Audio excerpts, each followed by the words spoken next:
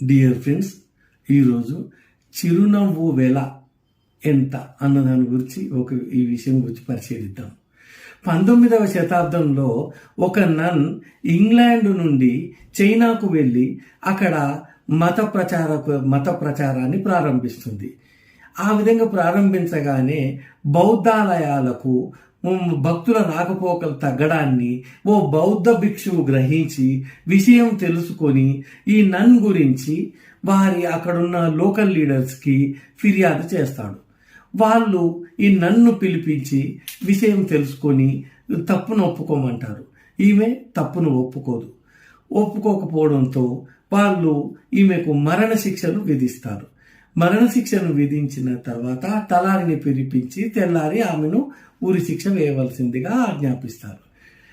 తెల్లారిన తర్వాత తలారి ఆమె వద్దకు వెళ్ళి చూస్తే ఆమె మొహంలో ఏ విధమైన భయము లేదు.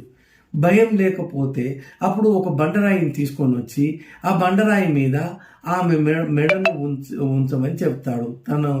తలారి కనుక కత్తితో నరికి వేయడానికి వీలుగా. అప్పుడు ఆమె తలను బండరాయి మీద చేరుస్తూ ఆ తలారి వంక చూస్తూ చిరునవ్వు నవ్వుతుంది. తలారి కూడా చిరునవ్వు నవ్వుతాడు.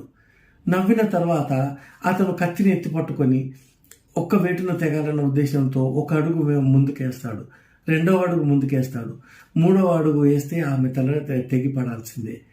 కానీ అతను వేయలేకపోయి వాళ్ళ లీడర్స్ వద్దకు వెళ్ళి, నేను ఆమెను చంపలేకపోతున్నాను, కేవలం ఒక పరాయి మతం ప్రచారం చేస్తేనే మనం ఆమెను మరణశిక్ష విధిస్తున్నాము, కానీ నేను పరాయి మతానికి చెందిన నేను ఆమెను చంపేస్తాను అన్నా కూడా ఆమె చిరునవ్వునే ఇస్తుంది తప్ప నా పైన ఏ విధమైన కోపం చూపెట్టలేదు అని చెప్తాడనమాట.